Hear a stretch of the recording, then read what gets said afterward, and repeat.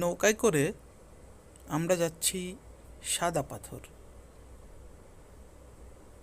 সুন্দর একটা নদী, ভোগাই নদী, চারপাশে পাহাড়, পাথর, বালি, মাঝখান দিয়ে বয়ে গেছে এই সুন্দর নদীটা।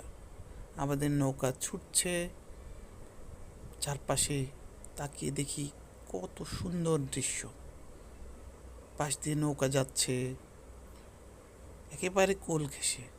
একটু বিপদ ঝুঁকি, তারপরও এই সৌন্দর্য যেন ভোলার নয়।